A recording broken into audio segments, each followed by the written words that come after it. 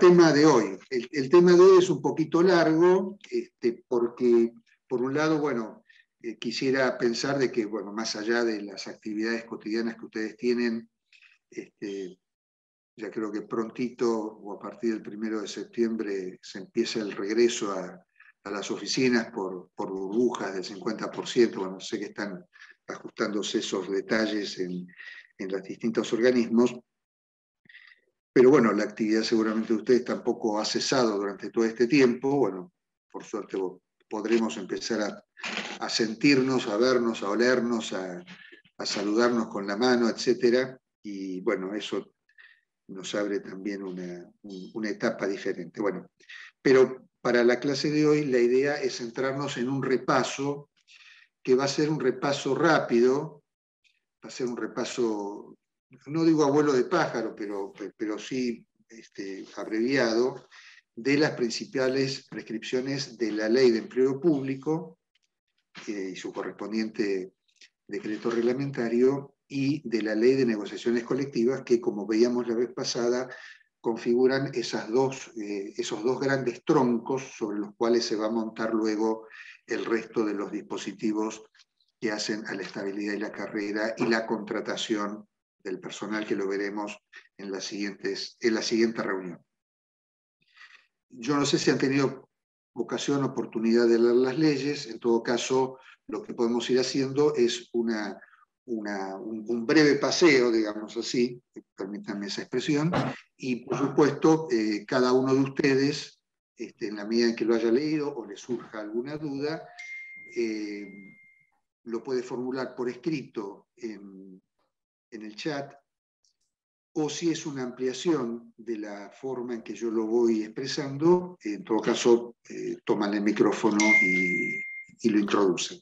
Así que la idea básicamente es avanzar en una hora lo más rápidamente posible sobre la ley de marco, que es un poquito la más extensa, y luego ir a la 24.185 y algunas experiencias vinculadas con su aplicación, que es relativamente más sencilla, aunque por lo inédito en el sentido institucional y del ámbito en el cual se viene aplicando, por ahí merece algún comentario adicional. Así que, sin más preámbulo, voy a compartir pantalla.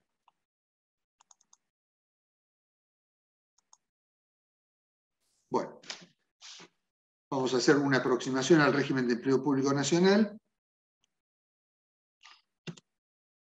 A ver. No me deja avanzar en la... Bueno, no, a ver. Bueno, ahora sí. Bueno, un índice general, una brevísima vinculación con la Ley de Ética de la Función Pública, la 25.188.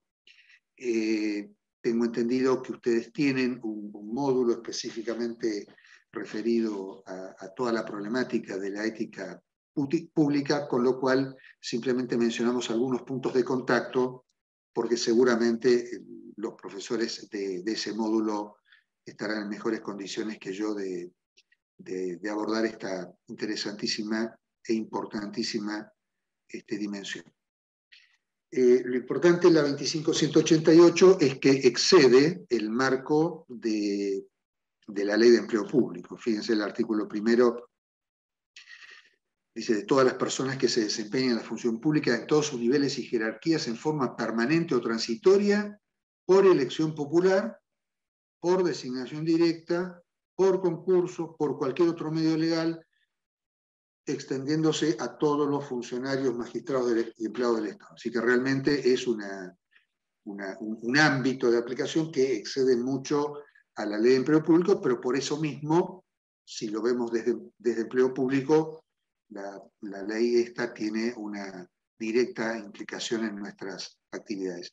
Y ahí ustedes tienen una enumeración que la ley hace sobre los deberes que nos corresponden: el cumplimiento del orden normativo vigente, el desempeño basado en valores como los que ustedes ven en el inciso B, la procura de los intereses del Estado, se habla del bienestar general, el bien común, el interés público.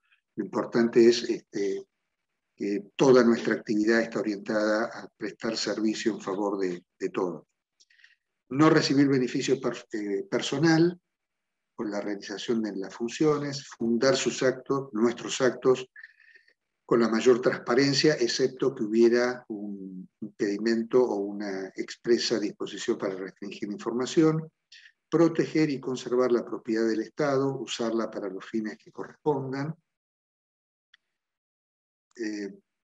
no usar las instalaciones y servicios para beneficio propio, observar en las contrataciones públicas los principios que ahí se enumeren, abstenerse de tomar intervención en todo asunto y, como requisito de permanencia, esta conducta acorde con estos principios.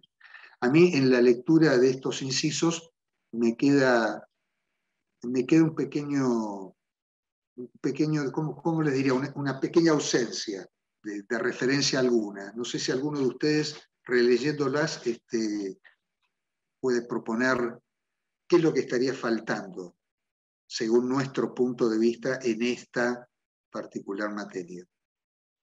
¿Se arriesgan? Pueden tomar la palabra. Se desmutean y dicen lo que les parece.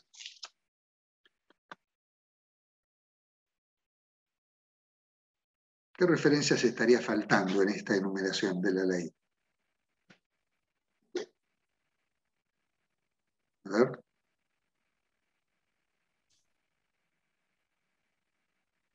Parece que Pablo quiere intervenir. Se te ve... No, estoy pensando qué cosa hacer, pero no, con las incompatibilidades. No veo.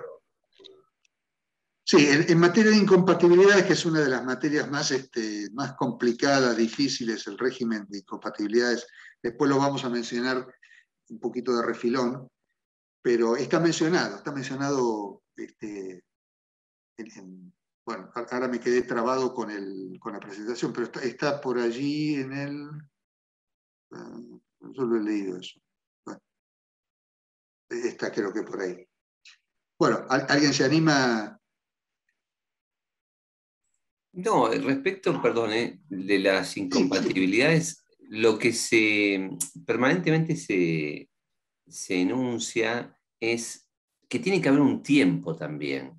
No solo ya que en el tiempo presente un agente no tenga una doble función, sino que además tampoco puede ocurrir lo que se llama la puerta giratoria. Esto es un agente proviene de la propiedad de la empresa privada, pasa al Estado, después vuelve a la empresa privada y hay como una especie de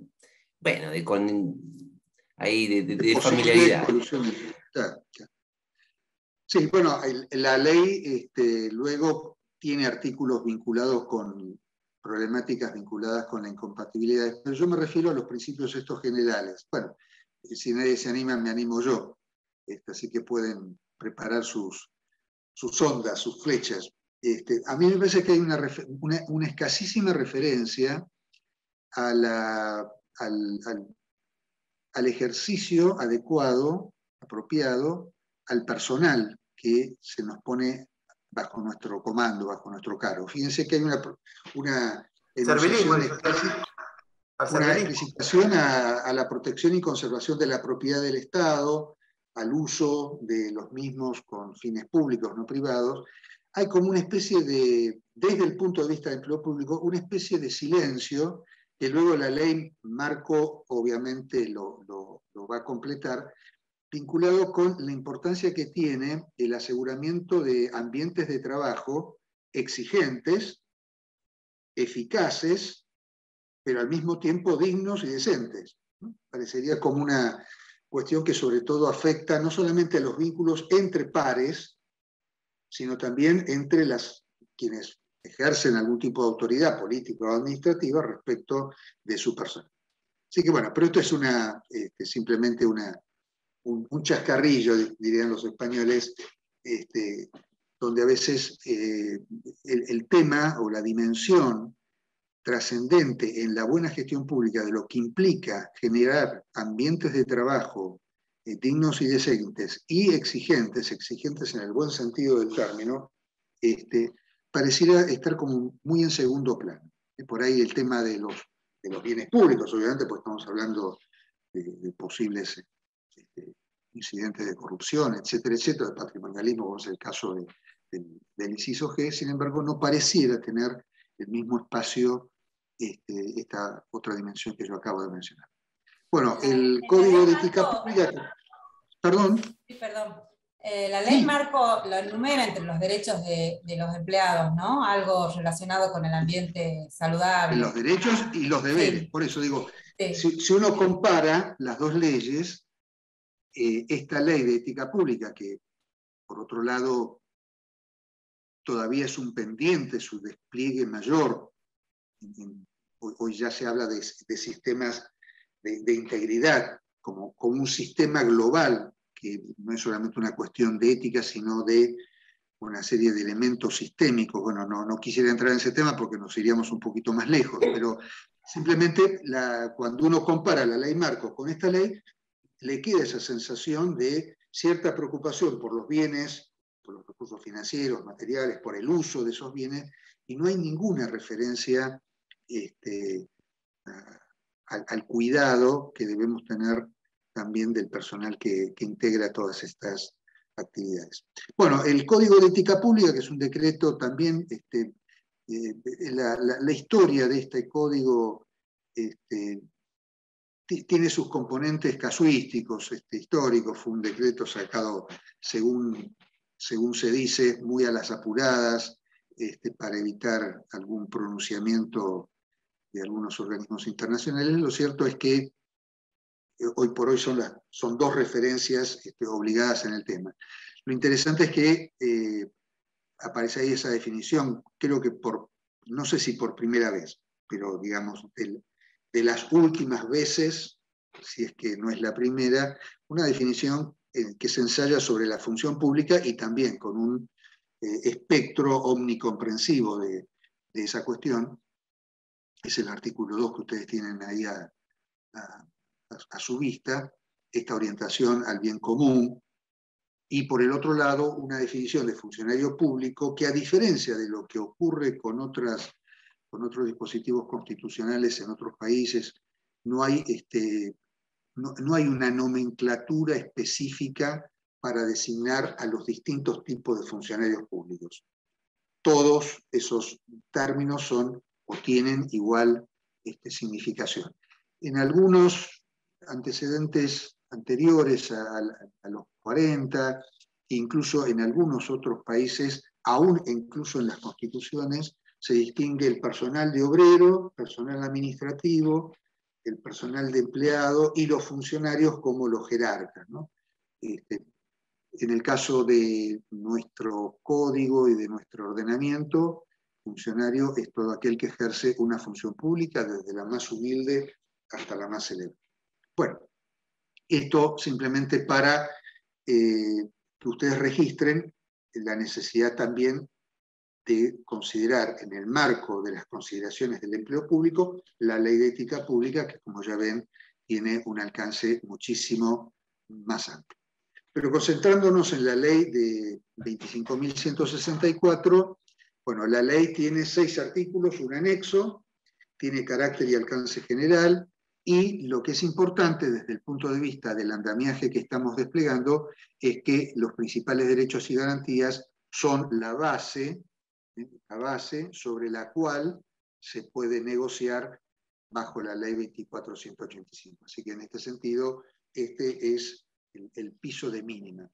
Si ustedes recordarán la clase anterior, esta ley salió después del primer convenio colectivo. Así que el primer convenio colectivo, y esto se ha mantenido en el segundo para no generar quizá mayor confusión normativa, si ustedes ven en el convenio colectivo se establecen en algunos artículos algunos principios de tipo estatutario, ¿no? Por ejemplo, deberes y derechos.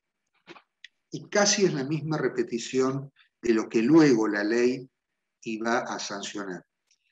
Entonces ustedes podrían preguntarse, bueno, ¿por qué esto? ¿Por qué no primero la ley y después el convenio? Bueno, dejando de lado las circunstancias históricas que van y vienen, lo importante es que cuando en el año 98 se lanza el proceso negocial, la verdad es que había, por así decirlo, una doble coincidencia, tanto por la parte gremial como por la parte estatal, y era la siguiente. En primer lugar, la ley 22.140 del año 1980, la última vigente en lo que a nosotros respecta, había sido obra de una dictadura militar, incluso con algunas incrustaciones bastante explícitas sobre la doctrina, o alrededor o inspiradas en la doctrina de la seguridad nacional. Bueno, año 80, año 98, casi habían transcurrido 20 años, era hora de definitivamente poner orden y limpieza en todas estas cuestiones. Por lo tanto, había una clara conciencia y una clara prioridad en que esa ley debía ser reemplazada por otra ley, y esta vez sí, en el marco de la democracia posterior al 83, de que fuera el Congreso el que se expidiera precisamente sobre esto. Todo un gesto no solamente político-institucional, sino también simbólico de poner las bases, en este caso, de una institución, ya lo hemos visto incluso el otro día con la Carta Iberoamericana, de una institución propia de un régimen de Estado de Derecho. Entonces, ¿qué ocurrió? Que la ley en el Congreso tiene sus tiempos, su demora, las comisiones que intervienen, que van, que vienen, y ya sobre mediados o sobre el tercer trimestre del año 88, parecía, todas las estimaciones indicaban de que la ley ese año no iba a salir. No había tiempo, no había distintas circunstancias. Entonces, ¿qué es lo que se hace con el convenio? Se anticipan los contenidos estatutarios de la nueva ley, o de lo que después sería la ley 25.164, como una forma de derogar por vía de la instrumentación del primer convenio y dejar de usar la referencia a la 22.140. Eso por un lado.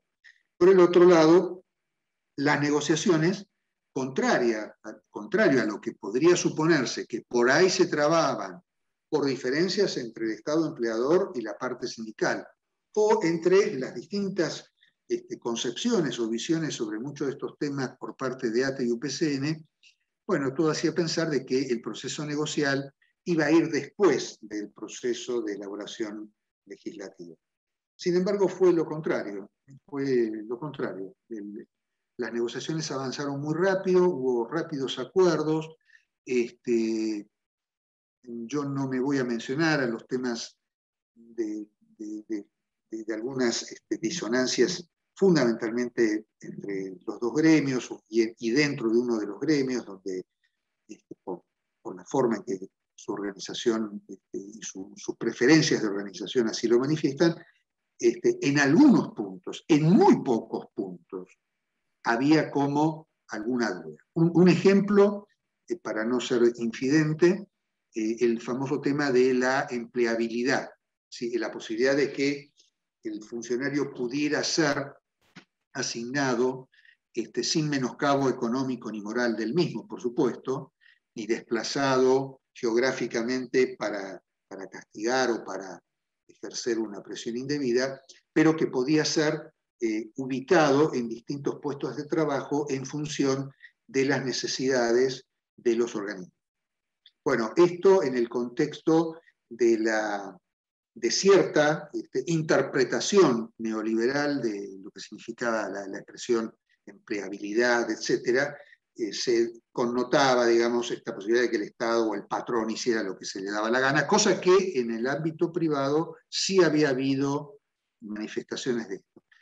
No era la intención de nadie usar esa facultad, sino simplemente permitir que si en algún lugar sobraba gente porque las tareas eran menores o porque los cambios tecnológicos o los cambios normativos así lo recomendaban, pudieran ser desplazados, pudieran ser reconvertidos, reenviados a prestar servicios en otros lados. Bueno, eso en algún momento se trabó sobre todo en la discusión, incluso hasta de los representantes de uno de los gremios en las reuniones, y el convenio al final terminó siendo firmado por la entidad sindical mayoritaria. Y entonces, y esto de alguna manera también respondía no solamente al primer motivo, sacar la ley 22.140 por vía indirecta, sino poner de una vez por todas en marcha, aunque no fuera el mejor convenio del mundo, pero que hubiera un gesto de arrancar no solamente con las negociaciones, sino con su materialización. El intento del año 93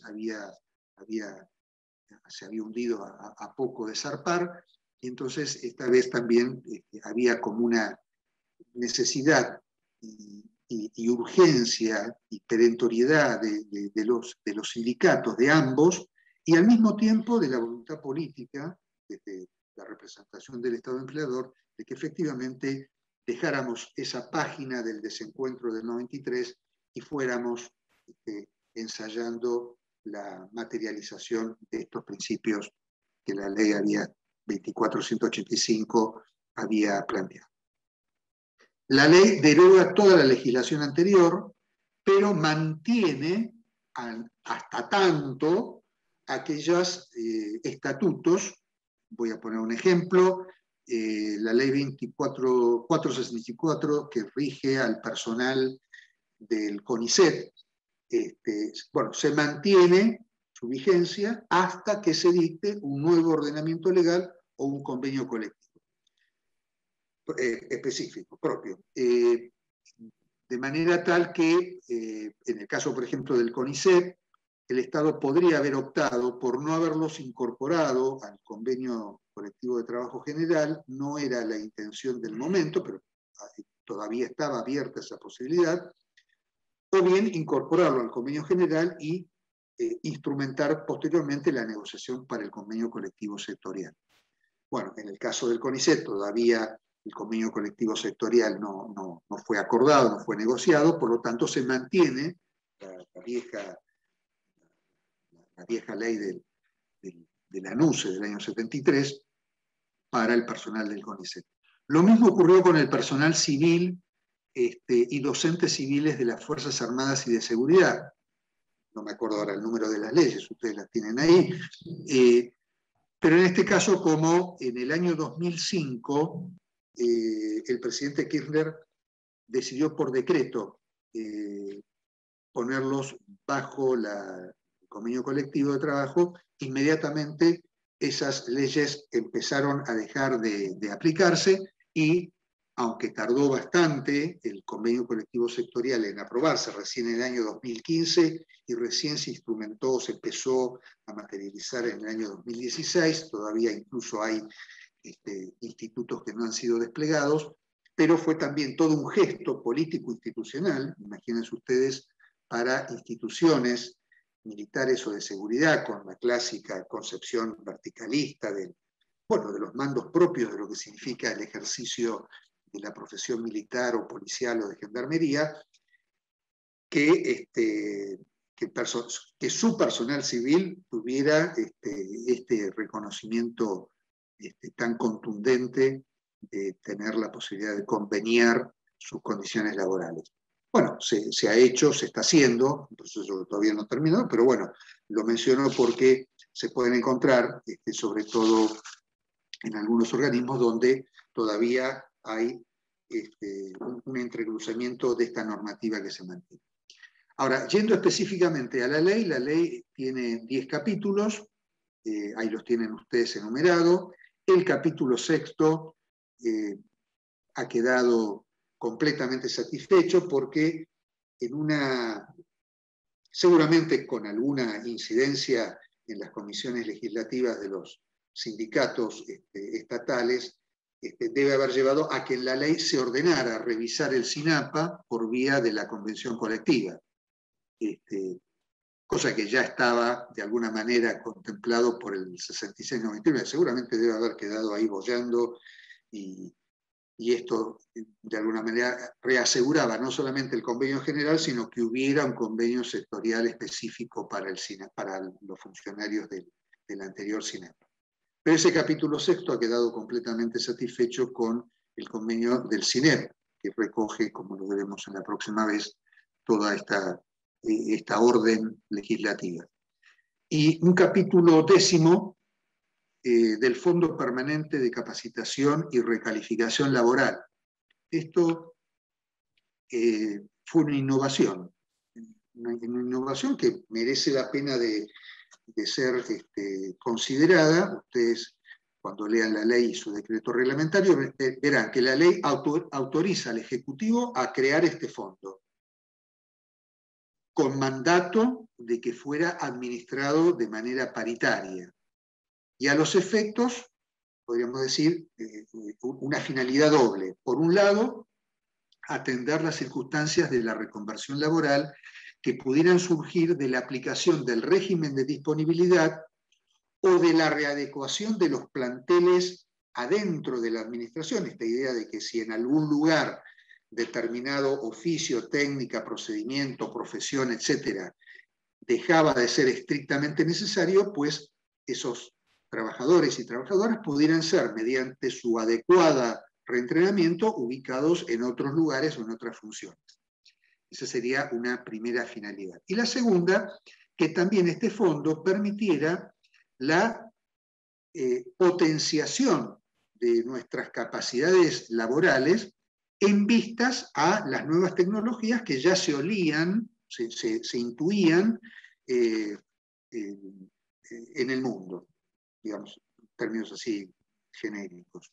Bueno, hoy con el tema de la pandemia, el tema del sistema de gestión electrónica de documentos, con inteligencia artificial, con el manejo de datos, con las maneras en que hoy la administración se puede vincular con el ciudadano de manera directa a través del telefonito, del correo electrónico, etc. Bueno, en aquel momento no se tenía todavía con total claridad por dónde iba la cosa, pero que por ahí iba a ir la cosa. Entonces, ese fondo de capacitación tenía también esta finalidad de ir preparando el futuro de los empleados nacionales en función de estos nuevos requerimientos. Así que el fondo es autorizado a crear y el Poder Ejecutivo lo crea. Lo vamos a ver, o lo pueden leer ustedes en el 1421, en el año 2002. Se crea el fondo con estas finalidades. Ya en el 2002 teníamos el convenio colectivo, el primero sancionado, pero por las razones, recuerdan lo dramático de la situación del 2002, no la crisis de diciembre del 2001, no había un peso partido por la mitad, y menos para atender esta legítima y genuina aspiración, pero también en un gesto político-institucional y en un profundo acuerdo con las entidades sindicales de todo el frente de gremios estatales, no solamente UPCN y ATE, sino también esos gremios sectoriales que intervienen dentro del convenio colectivo general, de el gesto del Ejecutivo de crear el fondo, aunque uno podría decir, bueno, un fondo sin fondos no es un fondo, bueno, era un fondo vacío, pero era un fondo que expresaba la voluntad de avanzar en este sentido, y esto se va a materializar poquito tiempo después, 3 años después, 3 años y monedas, con el segundo convenio donde se dota al fondo de fondos y además se lo dota de una comisión paritaria de administración. Esto lo veremos con un poquito más de detalle en la siguiente reunión. Bien, definimos al Servicio Civil de la Nación en la ley, y esto entonces va claro que va solamente por el Poder Ejecutivo. A nosotros nos puede resultar natural. Bueno, lógico, la ley es para regular el empleo público que depende del Poder Ejecutivo. Bueno, esto no tiene nada de natural. En muchos otros países la ley de empleo público abarca a todos o a buena parte del personal dependiente del Estado.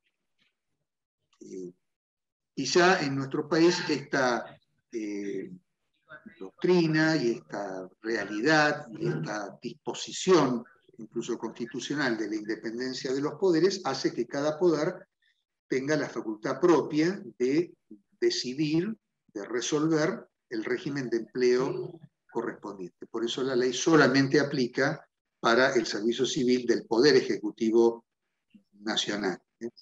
Esa expresión pomposa, servicio civil de la nación, bueno, hay que matizarla con este debido límite. Los empleados del Congreso o del Poder Judicial también son parte del servicio civil de la nación, y si vamos en un contexto mucho más amplio, también los colegas provinciales y municipales deberían estar integrados en esta definición. Pero bueno, nos hemos apropiado del eslogan, del logo, y haremos honor a esa expresión tan preciosa. Bueno, exige establecer un órgano rector. Esto obviamente se corresponde con las funciones del jefe de gabinete de ministros, artículo 100, no hay ninguna duda, y dentro de esto lo que actualmente se conoce como Secretaría de Gestión y Empleo Público, con facultades más que suficientes para articular la instrumentación de la ley. ¿Quiénes quedan excluidos? Bueno, ustedes tienen ahí la lectura, así que no los voy a cargosear con esto, pero básicamente dejemos de lado las exclusiones por jerarquía superior, bueno, por designación directa del presidente, los ministros, el jefe de gabinete, etc., sino también, bueno, las fuerzas de seguridad, no por nada estamos hablando del Servicio Civil de la Nación. Se excluye a la ley, a los diplomáticos de la ley del servicio exterior, función manifiesta, pero lo que nos importa es el último punto y el F, que es aquel personal del servicio civil, que ahora ya estarían como excluidos de esta etiqueta, de aquellos que ya contaban con convenios colectivos de trabajo bajo la 14250. Ya la vez pasada habíamos hecho alguna referencia a esto. En el caso típico de Madorrán, para citar el caso que supongo que estarán ustedes debatiendo y aportando en el foro, esta idea de que si bien había una ley 2485, no generar un ruido o una alteración abrupta con lo que ya venía siendo, por lo menos desde los 70, una tradición de muchos de estos organismos. No me refiero a las empresas y sociedades del Estado, donde siempre se ha mezclado, bueno, si son más parecidas a un emprendimiento privado en cuanto al manejo del personal o no, eso es una cuestión que nos llevaría lejos, sino sobre todo aquellos organismos que de alguna manera están insertos en la estatalidad de la Administración Nacional, como puede ser la FIP, ANSES, etc. Pero el último punto abre la puerta. El personal con ley de contrato de trabajo mantiene su condición laboral, excepto estos casos y los del inciso F, que decidieran, en el caso de que tengan convenio, esa decisión tiene que ser paritaria, incorporarse a la ley y a través del mecanismo de la 24185. Bueno, el cambio, el único cambio que yo conozco, porque me tocó trabajarlo muy sobre el final de mi aporte como director nacional, fue el paso de la ley de contrato de trabajo del personal de la Comisión Nacional de Valores a la ley de empleo público. Y si bien tenía vocación, porque así está previsto en el anexo del convenio general, a tener su propio convenio sectorial, es un organismo muy importante para el manejo general de todo el mundo de lo financiero, pero es un organismo que en aquel momento, no sé ahora, tenía no más de 300 personas. Entonces las autoridades del momento les pareció más efectivo asumir la reglamentación que ya se venía aprobando con el CINEP que tener que dotarse de un régimen de capacitación, un régimen de evaluación, un régimen de selección, y por lo tanto se decidió, en común acuerdo con los dos gremios intervinientes, en que se incorporaran al CINEP. No, esta tendencia a pasar a la ley marco no ha sido por lo menos hasta ahora, lo suficientemente fuerte o lo suficientemente masiva. Hasta ahora solamente el único caso de pasar de ley de contrato de trabajo a ley de empleo público ha sido este caso que acabo de mencionar. Bien, requisitos Doctor, y impedimentos. ¿le puedo hacer una pregunta? Sí, Luciano. La ley de contrato de trabajo excluye al personal de la administración pública. Entonces, ¿cómo resolvemos esa contradicción? Bueno, pero acordate, en ese punto, yo creo que ustedes tienen una pequeña ficha donde yo estoy sintetizando el recorrido que estamos haciendo. La exclusión del personal opera con una modificación que fue posterior a la creación de muchos estos organismos bajo la ley de contrato de trabajo. En el caso de la Comisión Nacional de Valores, creo, si mal no recuerdo, fue creado allá por el año 90 y algo, previo a la exclusión de la ley de contrato de trabajo del personal estatal. También es cierto que la ley de contrato de trabajo, si yo mal no recuerdo, dice, excepto que por acto expreso se encuadre al personal en la ley de contrato de trabajo. Y ahí la pregunta es, bueno, ¿cuál debiera ser la jerarquía de ese acto expreso para sacar un colectivo laboral de la ley de empleo público y mandarla a la ley de contrato de trabajo, o para generar un nuevo organismo con nuevo personal no dentro de la ley marco, sino dentro de la ley de contrato de trabajo? Pero esta es más o menos la explicación. Tendrías que fijarte allí en la modificación y en la fecha con relación en este caso, por ejemplo, de la Comisión de Valores. Bueno, las condiciones de ingreso, ¿por qué son importantes? Porque si vamos viendo cómo se va desplegando los grandes principios constitucionales, esto es crítico. Todo ciudadano y ciudadana tiene derecho a ingresar al empleo público, basado en su capacidad relativa, en su idoneidad para el puesto que aspira a ocupar mediante principios de publicidad e igualdad de oportunidades y de trato. Por lo tanto, la ley obviamente lo que hace es, de alguna manera, sentar esa base nuevamente. En la reglamentación tendrán un despliegue un poquito mayor, pero básicamente es acreditar condiciones de conducta, aptitud psicofísica e idoneidad, y es claro, mediante regímenes de selección que se establezcan asegurando los principios de igualdad en el acceso y no estar incurso en algunos de los impedimentos que aparecen a continuación. Y fíjense que el personal transitorio contratado de gabinete y ad honorem también están sujetos a estas condiciones. Una cláusula llamada a traer discusión y conversación, porque si el personal transitorio o contratado o de gabinete tiene que también acreditar las condiciones de conducta, actitud psicofísica, hasta ahí poco podríamos discutir, pero la idoneidad mediante regímenes de selección, bueno, después esto va a tener un acotamiento, tanto por vía reglamentaria, de que las condiciones de acreditación de idoneidad se corresponden con las autoridades que los designan. Por eso este personal de gabinete ingresa con el funcionario y se va con el funcionario, o se va antes cuando el funcionario le retira su confianza. Recuerden aquellos dos grandes principios que habíamos hablado la vez pasada. Acreditamos idoneidad siempre. ¿Por qué? Porque el sueldo viene del erario público. Pues yo no puedo estar pagando por lo que no es idóneo. La gran diferencia es a través de qué mecanismo se acredita la idoneidad.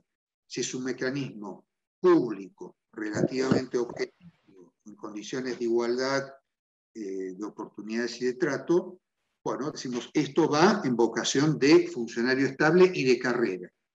Pero si esa acreditación de idoneidad procede de la apreciación del funcionario que promueve la designación de la persona, bueno, se está a juicio de quien deposita la confianza en alguien. No solamente la confianza, sino la responsabilidad de llevar a la función pública a alguien que preste idóneamente el servicio de asesoramiento o asistencia de gabinete como corresponde. Lo que sí está pendiente, pero que luego lo vamos a ver la clase que viene, es que el personal contratado o transitorio, bajo relación de dependencia laboral, en el marco de la ley y del convenio, también debiera tener un mecanismo de selección seguramente más rápido, más abreviado, que el que puede tener el funcionario permanente llamado a permanecer de por vida en la función pública. Pero eso lo vamos a ver, lo dejo sentado acá porque luego, la vez que viene, lo vamos a retomar más en específico cuando hablemos de estos temas.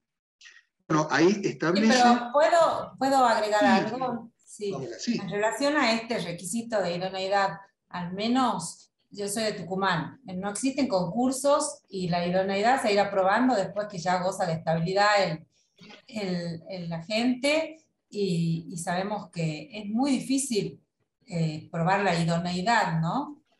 Una vez que ya ingresó y ya goza de la estabilidad. Y no existen procesos previos. ¿Cómo? ¿Perdón? Sí, que no existen procesos previos para determinar esa idoneidad. Sí, no conozco la legislación particular de Tucumán, ahí Paola te debo la respuesta porque no sé exactamente cómo se regula en la provincia de Tucumán. Sí. La única experiencia que conozco, muy reciente, y que incluso a través de una asociación profesional en la que yo participo sobre temas de administración pública, me he encargado de divulgarlo, ha sido, por ejemplo, el primer concurso público en el Poder Judicial de la provincia de Tucumán para la asignación del cupo de las personas del colectivo LGTBI. Sí, sí. Ha sido una experiencia, no sé si es pionera en Argentina. Bueno, después está el decreto que salió en el año 20 por parte del presidente Fernández, que se está empezando a implementar, y luego la ley que mencionábamos la vez pasada. Pero en Tucumán, yo te diría desde el punto de vista profesional, la gratísimo conocimiento que tuve de un proceso que además tuvo todos los cuidados, no solamente para acercar a un colectivo que tiene problemas que no viene ahora el caso mencionar, pero que están en condiciones, yo te diría, menos ventajosas.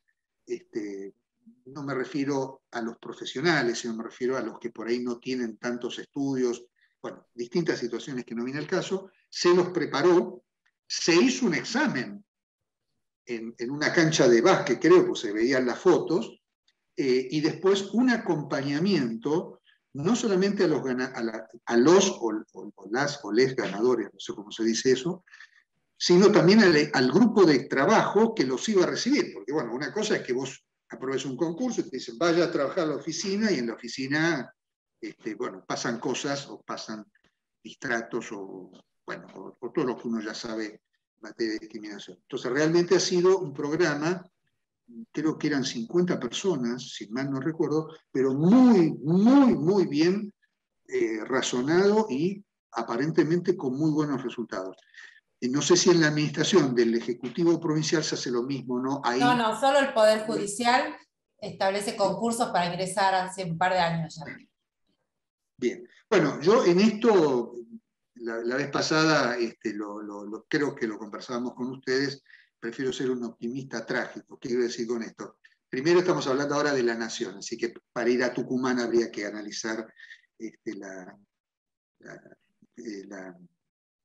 la legislación tucumana y el contexto en Tucumán.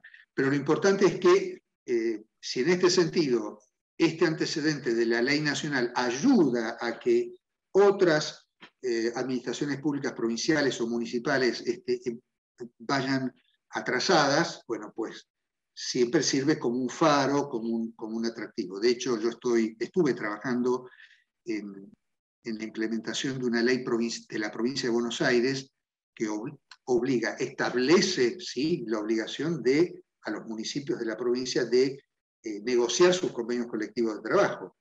Y muchos de estos principios se están poniendo en funcionamiento y se están estableciendo por vía legislativa, por vía convenial, y también empezando a generar los procesos correspondientes. Así que en eso, Paola, no pierda esperanza ni baje la guardia, ¿no? Pero todavía hay que empujar mucho de esto. Bueno, ahí aparece perdón, Paola. Gracias. Aparece ahí una condición en la ley. Fíjense, la ley empodera al control sindical para que participe y controle para garantizar la igualdad de oportunidades. Y es una cláusula llamada a tener trascendencia. Vamos a ver luego las vedurías sindicales. Pero lo que yo quiero llamar acá la atención es que los sindicatos, en este caso, están impuestos de la obligación de garantizar la efectiva igualdad de oportunidades en aquellos que quieran ingresar, especialmente al régimen de estabilidad, en el empleo público nacional. Y esto significa que los sindicatos no solo entonces defienden a sus afiliados, sino a los que no son siquiera todavía posibles afiliados, porque todavía no están técnicamente hablando como trabajadores estatales. Y fíjense que entonces esto de alguna manera redefine en alguna medida el rol sindical y también las prácticas sindicales en esta materia. Yo me preguntaría qué ocurriría o qué debería ocurrir en la intervención sindical si entre un señor que viene de la calle y un señor afiliado están compitiendo por el mismo puesto. Y ahí lo que la ley les pide es que sean imparciales en la contribución a que se pongan efectivamente en cumplimiento estos derechos que están establecidos antes. Idoneidad, pero en el contexto de igualdad de oportunidades y de trato. De afiliados, no afiliados, afiliados a otro, o ni siquiera, como es en este caso, todavía técnicamente hablando un trabajador porque está disputando la plaza correspondiente. Y el Poder Ejecutivo, en la reglamentación de todo esto, estableció que cualquier designación que no cumple estos requisitos es nula y obliga a quien tome conocimiento a disponer las acciones de reparación correspondiente y de instruir las acciones de investigación y deslinde de responsabilidades. Así que no vamos de chiste en esto. ¿Sí? Bueno, sé que me estoy extendiendo mucho, entonces prefiero un poquito apurar para no dejar el tema de la ley de negociaciones demasiado corta. Bueno, impedimentos. La enumeración es taxativa, no es una legislación en este sentido bastante exigente, bastante dura. En otros ordenamientos legales de algunas provincias han sido todavía más fuertes. Y quisiera llamar la atención porque puede darse la situación en alguna situación en la que ustedes tengan que intervenir, y es en aquellos casos en el ingreso del personal o de las personas que están en condiciones de acceder a la jubilación. En este caso pueden ingresar a la función pública, pero no en carácter de permanentes. Entonces esto a veces ha dado, por ejemplo, motivos. Yo recuerdo haber intervenido en aquellos casos donde por ahí un varón de 61 años o de 62 años competía y ganaba una función ejecutiva que tenía una duración de 5 años. Pero claro, como a los 65 estaba en edad de ser intimado a jubilarse, la pregunta es, ¿hay que mantenerlo hasta que cumpla la función ejecutiva o es intimable a jubilarse? Y bueno, la ley lo dice clarito. Si ya estás en condiciones de jubilarte, se te puede intimar, y la estabilidad en la función cede en función de este precepto. Ahora, también estaba la otra pregunta. ¿Se puede presentar un concurso con 62 años? Sí, porque la ley no lo impide. ¿Por qué se lo va a impedir usted? Entonces, este tipo de situaciones que pueden prestarse a alguna confusión, en algún momento lo quiero resaltar para que lo lean después con mayor atención. Bueno, se establecen acá los tipos de personal: el personal estable, designado, transitorio y contratado, gabinete y ad honorem.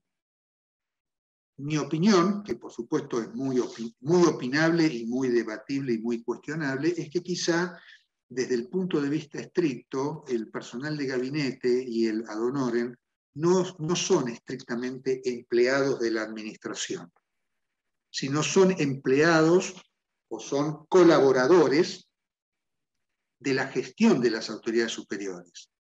Por eso mismo, también el dispositivo legal dice, entran y salen con quienes los han llevado a la función pública. ¿Y por qué esto? Bueno, porque básicamente este personal de gabinete, no me refiero al asistente administrativo, el chofer, la asistente, la secretaría privada, etcétera, sino sobre todo aquellos que fungen, que actúan como asesores políticos, de política, o como asesores profesionales, algunos de ellos brillantes, para el mejor ejercicio de las responsabilidades que tiene el ministro, el subsecretario o el secretario. En realidad, de verdad, la lealtad, en el sentido profesional, además de la personal o de la política, es a su mandante, a su autoridad, no es, en el sentido estricto, a la administración permanente. Pero esto que en algunos otros países se distingue, se le da tratamiento distinto, en el caso de la ley se los ha incluido, y lo menciono simplemente a título de cuestión llamativa. También es importante mencionar que el decreto reglamentario establece, en procura de la estabilidad y de la carrera administrativa, que el personal transitorio contratado no podrá superar el 15% de la dotación de la planta permanente. Esta cláusula, todos conocemos, no ha sido respetada por dos motivos. Primero, por la ampliación de las funciones de la administración en muy poco tiempo, y el congelamiento de vacantes y las demoras en la ejecución de los procesos de concurso y de incorporación. Sobre esto me consta de que se está trabajando muy intensamente en estos momentos para lanzar concursos de manera masiva, pero la verdad es que este es un tema en los cuales todavía estamos bastante atrás. Ayer estaba leyendo un artículo sobre los interinos en España, hago esta pequeña aclaración, y yo leía el artículo y cerraba mis ojos y decía, borro la palabra española o español o lo que fuera, y parecía la descripción de la situación en nuestro país. Y me parece que este es un fenómeno que marca desde las penurias y de los ajustes financieros que también en Europa estuvieron asolando, en las demoras y en la necesidad de actualizar las formas en que procedemos a concursar a nuestros funcionarios, etc. Pero no digo esto por aquello de que mal de muchos consuelo de tontos, sino simplemente pareciera ser un problema estructural que hay que abordar con mucha decisión y mucha firmeza para resolver esta rémora. Sobre todo cuando, como veían ustedes el otro día en las estadísticas que les ofrecía, hay un envejecimiento de la población funcionaria permanente y una ruptura entre el funcionario de mayor antigüedad y edad con los contratados de menor edad y menor experiencia. Bueno, la naturaleza de la relación de empleo lleva a la instrumentación de un régimen de disponibilidad. ¿Qué significa esto? Que el Estado cierra, o por razones financieras, por alguna emergencia, por lo que fuera, deroga o, perdón, suprime cargos presupuestarios y por lo tanto el funcionario queda en el aire. Bueno, principio de estabilidad. Hay que asegurar por todos los medios posibles para reubicar a ese personal en las mismas tareas en otros lugares donde haga falta, o mediante la reconversión laboral, su reentrenamiento para cubrir funciones diferentes. Hay procesos de reconversión que pueden ser más fácilmente ejecutados, hay otros que prácticamente se enfrentan con una imposibilidad fáctica. Si yo soy arquitecto y no hay más arquitectura en el Estado, bueno, es muy difícil que me puedan reubicar profesionalmente hablando. Habrá que, en todo caso, ofrecer un cargo de jerarquía semejante, pero no para las mismas tareas para las cuales he demostrado mi idoneidad. Entonces, hay todo un detallado regulación en el decreto reglamentario como consecuencia de esta inspiración de la ley, que la verdad de las cosas no se está aplicando porque no hace falta, porque justamente la tendencia del empleo público ha sido expansivo, no restrictivo. Pero, no obstante lo cual, desde el punto de vista institucional, es importante que eso esté y que esté bien concebido, por si en algún momento de emergencia, que esperemos no ocurra, hubiera necesidad de reducir el personal permanente. En esto influyó mucho, tanto en la ley como en la reglamentación, también el temor y la experiencia previa de la reducción de las plantillas de la primera y la segunda reforma del Estado durante el gobierno de Menem. Entonces había que curarse en salud y no esperar a que ocurriera esto para dictar un régimen a las apuradas. Así que ahí ustedes tienen una lectura que por ahí se puede hacer un poquito farragosa o larga, y uno puede decir, bueno, ¿y para qué tanto? Bueno, primero, por si las moscas, por si ocurrieran circunstancias a las que hubiera que apelar en este sentido. Pero la otra también como un gesto institucional, expresado en las normas, del cuidado de este principio de estabilidad. Ingresado alguien que hubiera demostrado su idoneidad, su puesto de trabajo queda suprimido por razones valederas. Entonces, antes de estar apelando a la gente de afuera, hay que darle prioridad para que este personal, estas personas puedan ser reubicadas en la administración. Por eso verán también que hay plazos del estado de disponibilidad, la suspensión de todo concurso que esté poniendo en oferta pública cargos que pudieran ser ocupados por el personal en disponibilidad, como una forma de proteger hasta donde fuera posible, en un cierto tiempo determinado, que no es más de un año, tener las posibilidades de recuperar a ese trabajador cuyo cargo fue suprimido. Vuelvo a repetir, no se ha aplicado todavía, pero es bueno que esté y que esté bien previsto para asegurar de que no se tira a la calle a quienes podrían perfectamente continuar con su servicio público. Bueno, la ley establece también algunas restricciones para que esto sea en serio, es decir, si yo estoy suprimiendo cargos no los puedo recrear durante los siguientes 2 años, pues ya sería fácil.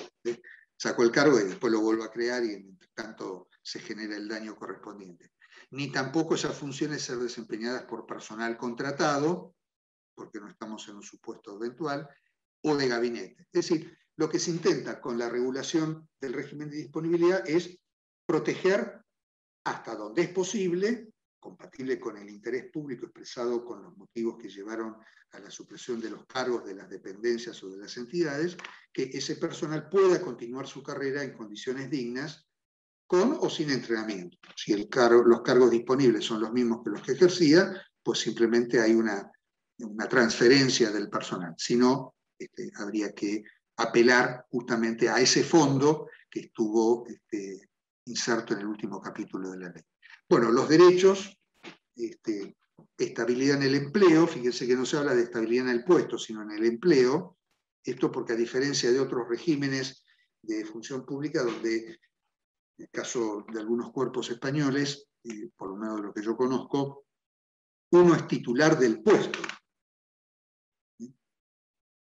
Nunca voy a olvidar el señor que era el portero del turno noche del INAP, del Instituto de Administración Pública, que en aquel momento funcionaba en un pueblito aledaño a Madrid, ahora está en el centro de Madrid, donde estudiábamos y dormíamos, sobre todo los funcionarios extranjeros y aquellos que venían de las comunidades, en aquel momento de las provincias. Y ese señor era muy importante porque las puertas se cerraban a las 11. Si uno no llegaba antes de las 11, el señor cerraba la puerta con llave y uno tenía que dormir a la intemperie. Y además, él parte de novedades al director del INAP de que el señor Salas no se había presentado a la noche a su dormitorio, lo cual había que ir a dar explicaciones de dónde había estado uno, etc. Si era extranjero, peor todavía, por razones de seguridad ciudadana. Entonces, la verdad es que este señor tenía un poder enorme, porque si uno llegaba después de las 11, el señor que abría la puerta bajo ciertas condiciones. Bueno, ese señor se pasó sus 30 años allí, y su carrera y su desenvolvimiento fue ahí. Bueno, esto es estabilidad en el puesto. La estabilidad en el empleo es la estabilidad en el vínculo, en la situación escalafonaria que se alcanzó y el sueldo correspondiente a eso. Pero la estabilidad en el puesto queda abierto a la posibilidad de la administración de ubicar o reubicar a las personas sin menoscabo moral ni económico, conforme a las necesidades de la administración. Y en un avance de lo que ya se veía venir, porque había sido una experiencia considerada en aquel momento, por lo menos relativamente exitosa, de que la estabilidad funcional debía ser objeto de la negociación colectiva. Y me estoy refiriendo fundamentalmente a la estabilidad en el ejercicio de las direcciones nacionales, direcciones simples, coordinaciones y de las jefaturas de departamento y división. Son estabilidades funcionales que, vamos a ver luego, tienen un periodo de tiempo determinado. El periodo de prueba de 12 meses, fíjense que acá hay una diferencia importante entre quienes están en el convenio con la ley de contrato de trabajo, cuyo periodo de prueba es de 3 meses, y quienes entramos por la ley de empleo público, donde el periodo de prueba es de 12 meses. Ahí hay una diferencia. Bueno, la retribución justa, la igualdad de oportunidades en el régimen de carrera, igualdad en las oportunidades para capacitarnos, trato justo para la evaluación al mínimo anual y competencia en condiciones iguales para ascender o ejercer funciones directivas. La ley y el decreto reglamentario establece ese mínimo que luego será objeto de regulación más de detalle en los convenios correspondientes. Así que ese punto es importante a registrar para lo que luego vamos a ver la próxima vez. Capacitación obligatoria en el servicio, desarrollado, vinculado con la función y el desarrollo de la carrera. No es solamente la capacitación instrumental, sino es una capacitación que busca ser integral. Bueno, ahí tienen el resto de los derechos. Yo hago pinceladas sobre esto para que cuando ustedes lean y estudien estos temas, le presten particular atención. Bueno, ahí. Bueno, en materia de derechos hay un tema importante, creo, si mal no recuerdo, es el artículo 15 y su reglamentación, que es, dado que no hay una estabilidad en el puesto, bueno, hay algunas figuras de movilidad. Entonces, el principio es que cada uno está destinado a las tareas propias del nivel alcanzado. Y esto fue uno de los objetos en aquel momento del 98 que generó algún chispazo, alguna disonancia con, sobre todo, los compañeros de ATE, y dice, con el desarrollo de tareas complementarias o instrumentales a los objetivos del trabajo.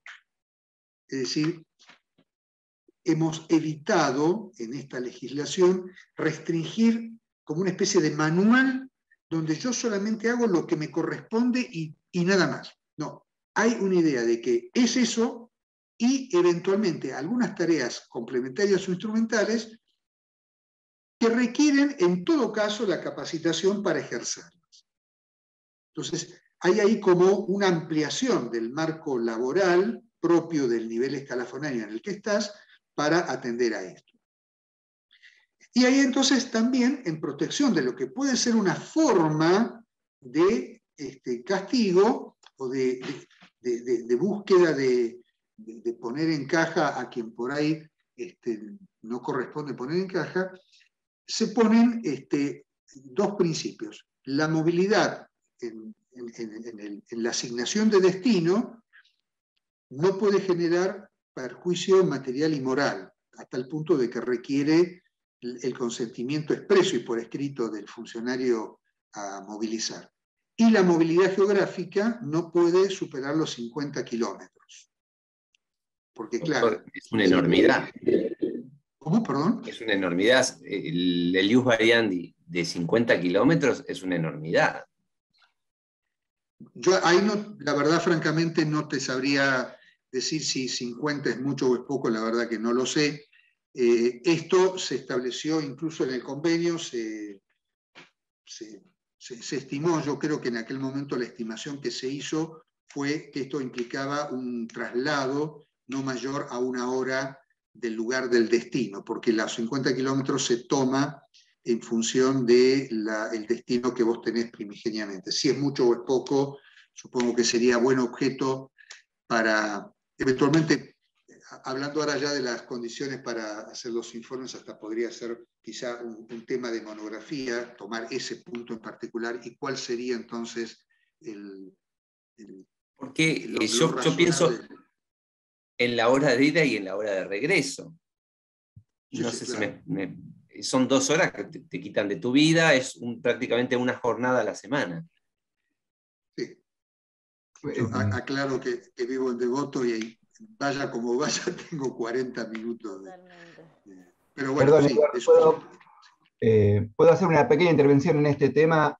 sí, La jurisprudencia laboral de la ALST tiene mucho material y mucha información sobre ius variandi, esto se maneja en las limitaciones del derecho de variación de las condiciones del empleador, ¿no? Normalmente el kilometraje se va a vincular al perjuicio material y moral. Entonces, esos 50 puede estar establecido ahí como 50, pero de repente si se moviliza a un lugar donde hay de menos distancia, pero con problemas de transporte, con problemas de llegar o demás, va a jugar el perjuicio material y moral. O sea, esto es absolutamente casuístico, muy casuístico. Y hay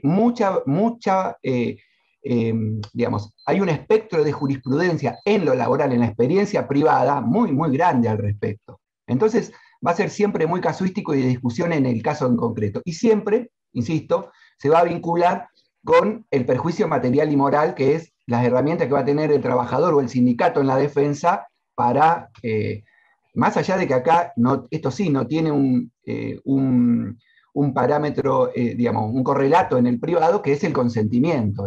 El ius variandi en el privado no exige el consentimiento, aunque sí, de alguna manera, frente a la posibilidad de reclamarlo. Eso se va a resolver en casuística, estimo, con la experiencia. bien. Gracias, Fabio. Y gracias, Luciano, también. Bueno, ahí tiene las distintas modalidades y figuras. A veces hay mucha consulta sobre estos temas, o había muchas consultas sobre esos temas.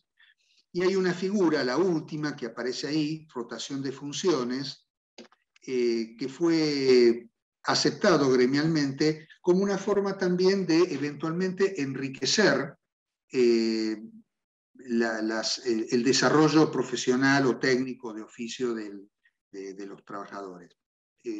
No está implementado, no se ha regulado, pero ha quedado planteado para incluso los convenios. No sé, pónganse ustedes un caso, no sé, un abogado por ahí recién recibido que puede empezar a trabajar en un determinado ministerio con determinado tipo de temas o determinado tipo de asuntos, y luego podría eventualmente ser remitido a una práctica 1 año o 2 años en otra especialidad. Bueno, al finalizar esa rotación de funciones podría estar el caso de que efectivamente uno tuviera una amplitud de formación y de experiencia mayor que si se quedara exclusivamente estacionado en algún lugar. Pero esto es un tema que hay que desplegar, no es lo más importante. Lo más usado son las comisiones de servicio, los traslados, las transferencias, las permutas y las ascripciones. De las permutas, yo he visto pocas en mi vida porque es muy difícil conciliar que sea alguien que quiere irse, supongamos, a Tucumán y de Tucumán venir a Capital Federal y que tuvieran el mismo nivel y el mismo tipo de pericias laborales. Entonces es un mecanismo un poquito rígido. Generalmente es la comisión de servicios, el traslado, la transferencia. La transferencia es también una figura que a veces genera rispideces, no tanto en los trabajadores, sino entre las autoridades, porque no solamente ceder al trabajador para que vaya a trabajar a otro lado, sino el cargo presupuestario. Entonces, como nadie quiere perder su dotación presupuestaria, bueno, a veces no es tan fácil. se dan, sobre todo las comisiones y las adscripciones. La comisión de servicio es cuando el funcionario es enviado a prestar servicios en otra dependencia, de la misma jurisdicción o de otra, por interés de quien lo envía. Supónganse que ustedes como abogados fueran remitidos en comisión de servicios, no sé, supongamos a la Comisión de Energía Atómica para, de alguna manera, tomar contacto, aprender lo que puede ser los asuntos jurídicos de la Comisión Nacional de Energía Atómica, por decir un ejemplo traído de los pelos. Bueno, ahí ustedes van a prestar servicios en comisión, porque hay una necesidad planteada por quien te envía. En cambio, en la adscripción es al revés. La Comisión Nacional de Energía Atómica pide la adscripción del doctor Kahn a la comisión porque hace falta reforzar la dotación de jurídicos de la comisión o porque Kahn tiene especialidad en no sé qué temas de la regulación nuclear en el mundo, lo que fue. Entonces, en la adscripción el interés genuino está de quien lo pide. En la comisión de servicios el interés genuino está de quien lo envía. Bueno, luego vamos a mencionar en la próxima clase algunos decretos que están reglamentando esto, pero básicamente la idea a retener es esta. Bueno, los deberes, y ahí es donde, por ejemplo, Paola mencionó, no sé quién mencionaba respecto de lo que decía la ley de ética pública, ahí se trata un poquito justamente esta necesidad de, por un lado, de prestar un servicio genuino, en condiciones de eficiencia, eficacia, etc., y el tema de los deberes de las autoridades de todas, comprobadas en la ley de empleo público, de responder por el rendimiento, la eficacia y la buena gestión del personal, no solamente de los bienes públicos, etc. Bueno, ahí simplemente esta lectura es importante porque esto después lo van a ver casi reiterado textualmente en el convenio colectivo, por esta cuestión de que esto que son deberes estatutarios de mínima, en el convenio colectivo aparecen por la anticipación que se hizo en el año 98 con algunos otros avances que la semana que viene lo veremos. Bueno, tienen ahí, no quiero demorarme mucho porque ya me estoy pasando con el tiempo. Bueno, hay el punto N, que no creo que nos dé el tiempo, porque el régimen de incompatibilidades y de acumulación de cargos, sobre todo el de incompatibilidades, es tan complejo, tan lleno de parches y recontraparches y de doctrinas vacilantes, que la verdad que es un verdadero galimatías, más allá de que hay algunos principios generales que vamos a mencionar la vez que viene. Pero sería lo que me gustaría simplemente llamarles mucho la atención en el sentido de que sobre esto después habría que profundizar un poquito más. Bueno, las prohibiciones, ya hemos visto algunas que se derivan de la Ley de Ética Pública y del Código de Ética Pública, pero aquí particularmente prácticamente se recoge todo, está subsumido todo lo que en los otros ordenamientos están, incluso algunos más que son propios de los empleados dependientes del Ejecutivo. Bueno, la ley de ética pública y el código quedan incorporados, con lo cual prácticamente hay ahí una paridad jurídica completa. Y también alguien mencionaba en algún momento la importancia de los principios de no discriminación, están en la ley, y luego el convenio colectivo de trabajo general lo va a desplegar no solamente con una determinación muchísimo más puntual, sino incluso con comisiones y subcomisiones en cada ministerio y entidad descentralizada para asegurar que este clima de no discriminación, de respeto mutuo, de no violencia laboral por ningún motivo, esté crecientemente presente en nuestros ámbitos laborales. Bueno, el tema de la incompatibilidad, ya lo hemos mencionado, con este aditamento de que en ningún caso se exceptuarán las incompatibilidades éticas y horarias. Es decir, la ley y su reglamentación refuerzan el régimen de no acumulación o de aquellas prescripciones que vamos a ver en el 85-66 del año 61, que es la debida distancia y el tiempo entre un cargo y el otro cuando fuera permitido su acumulación.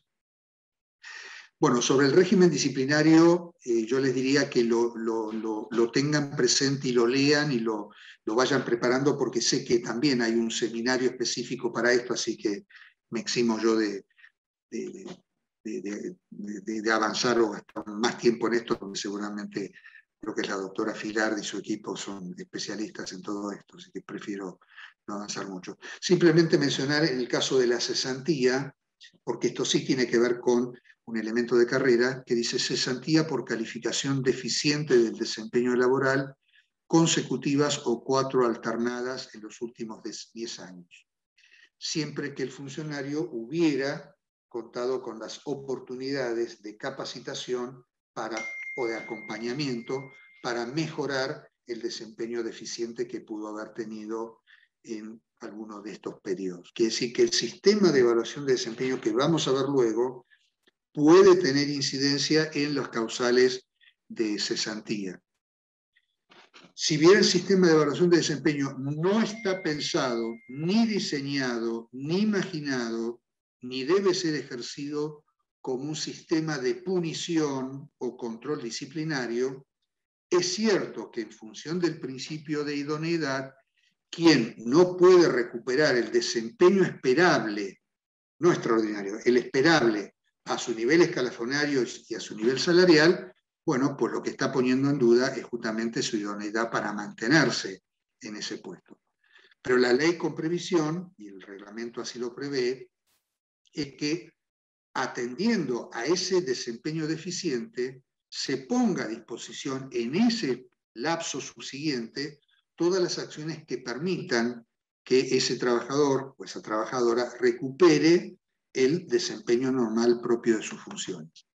En esto a mí me ha tocado alguna vez intervenir en algunos expedientes o en algunas situaciones un poco enojosas respecto de esto, y hay muchas veces situaciones de diversa índole, desde cuestiones de tipo personal o familiar, la muerte de un hijo, o de una mujer, o una enfermedad que pesa en los ánimos, en las motivaciones, un divorcio, etc. O a veces incluso cambios abruptos en las tecnologías, que hay gente que reacciona muy rápido y hay gente que quizá le cuesta mucho más. Entonces, toda la procura de el acompañamiento para que tenga la oportunidad de recomponer su capacidad de trabajo adecuado, no extraordinario, no tiene por qué ser súper, sino el esperable, para evitar caer nuevamente en la reiteración de desempeños de este tipo. Bueno, aquí tienen entonces, bueno, el tema de recurso judicial también, todo esto lo van a ver en temas de régimen disciplinario. Bueno, causales de egreso, la cancelación de la designación durante el periodo de prueba. El periodo de prueba consiste en 12 meses de servicios efectivos. Lo único que no contabiliza es la licencia anual ordinaria si correspondiera. Es decir, que yo debo completar el proceso de concurso a través del ejercicio efectivo de 12 meses de trabajo. Y durante ese periodo yo tengo que satisfacer, aprobar determinados requisitos de capacitación y ser evaluado por mi desempeño a los 5 y a los 10 meses de ese periodo de prueba. Esto lo marca la ley, lo recoge el decreto reglamentario, lo recogen los convenios colectivos y hay disposiciones específicas respecto de todo esto.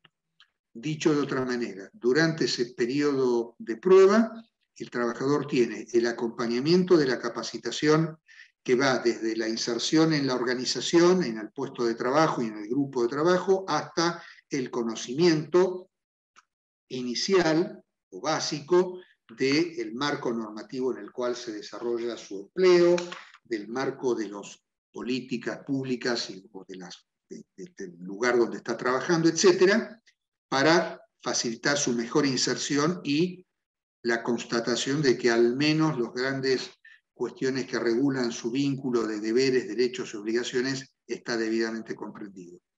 y el desempeño en práctica, que durante todo ese tiempo también sus jefes, sus responsables, deben acompañarlo y deben evaluarlo. El tema de la renuncia, el tema de la conclusión o rescisión del contrato o de la designación en planta transitoria, el vencimiento del plazo para la reubicación laboral en el régimen de disponibilidad, la incapacidad por razones de salud, los mecanismos de cesantía y exoneración, la jubilación y el fallecimiento.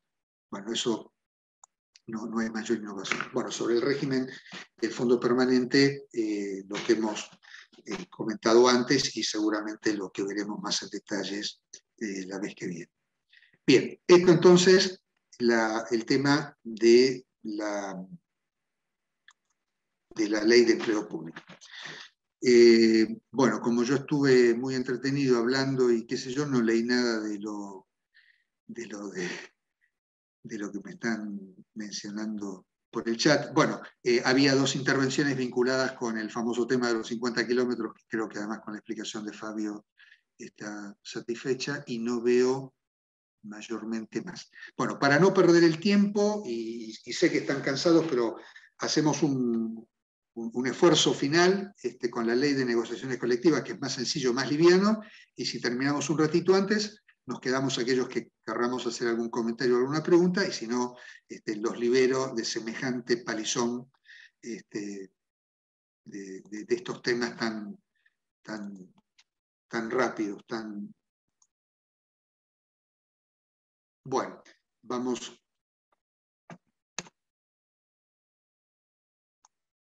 Bueno, la visión general del régimen de negociación colectiva, lo habíamos mencionado la vez pasada, es una fuerte tendencia con arraigo en nuestros dispositivos desde hace muchos años, más de 50, primero en el ámbito más privado, luego la 14250, sobre todo a partir de los 70, fue una vía para que algunos organismos con una fortaleza funcional y gremial importante se fueran del presupuesto estatal, se fueran del estatuto y pudieran a través de la 14250 mejorar sus condiciones laborales, el ejemplo nuevamente remanido, aduanas, AFIP, ANSES, etc.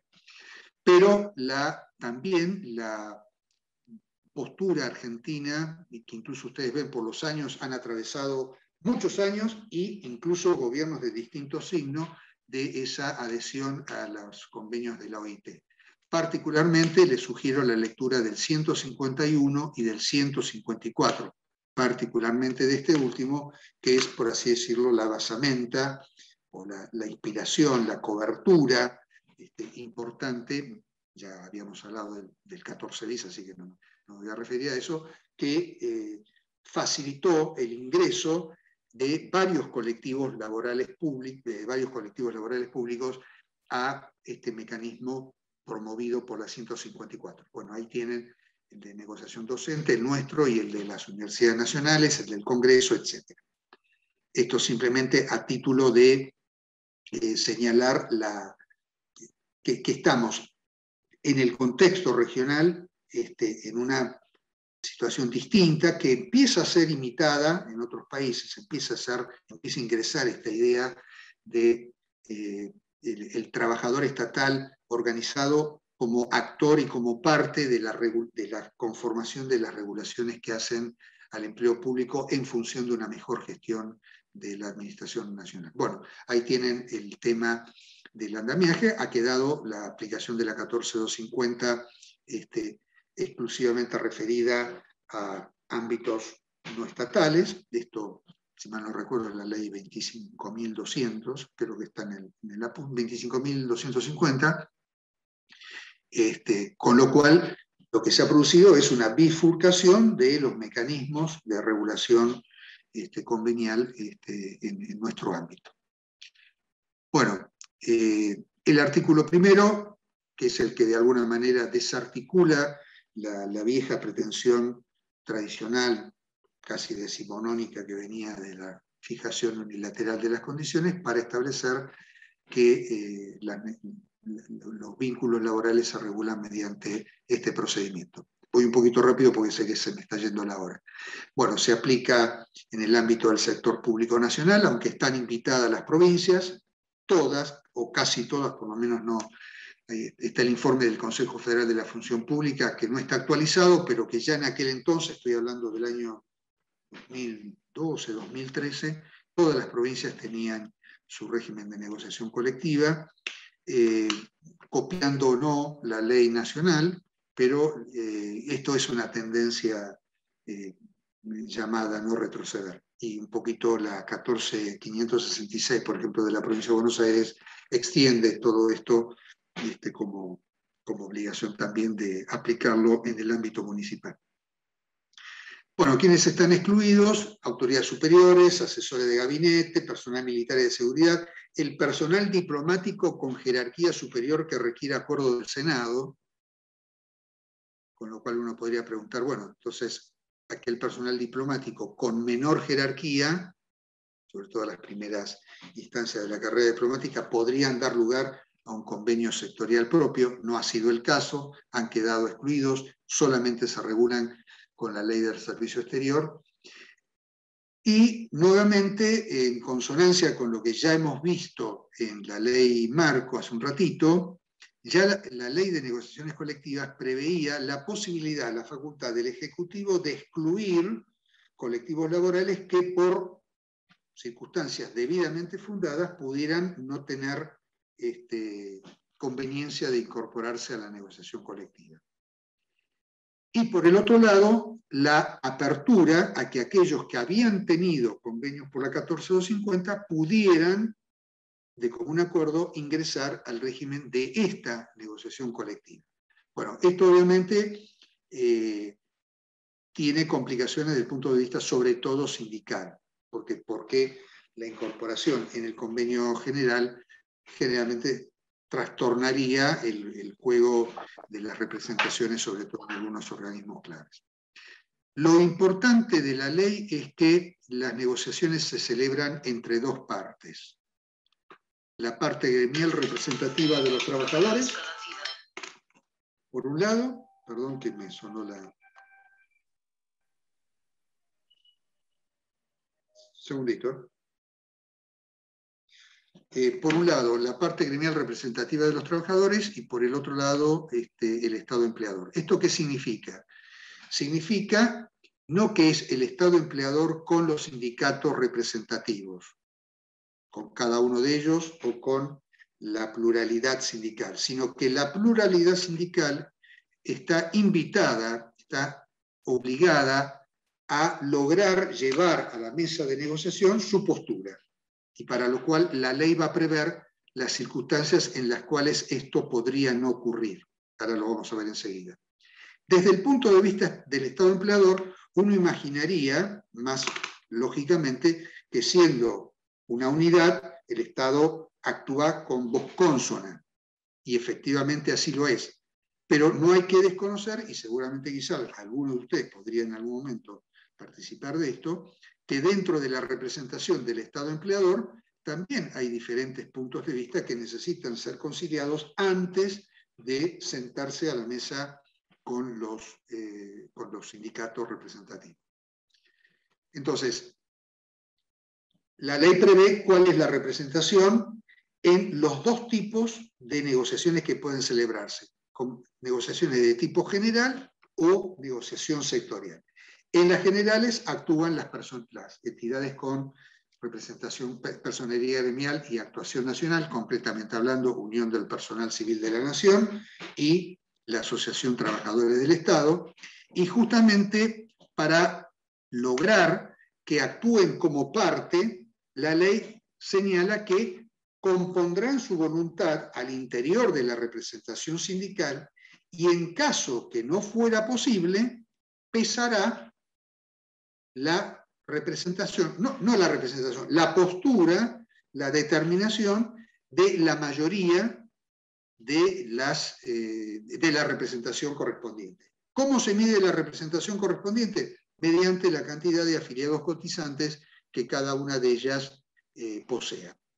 En el caso de la experiencia que se va desplegando, UPCN tiene alrededor del 70% y ATE el 30%, lo cual eso generalmente lo que hace es que ATE y UPCN puedan componer su voluntad en conversaciones, determinaciones que ellos toman, pero la presencia mayoritaria de UPCN con el 70% hace que en caso de que no la puedan componer, normalmente la postura gremial queda determinada por la opinión o la posición que tome UPCN. Hay que, por lo menos yo, en mis intervenciones como parte de la asesoría técnica del Estado empleador, tengo que decir que UPCN y ATE han sido muy cuidadosos mutuamente para lograr la mayor integración de su voluntad.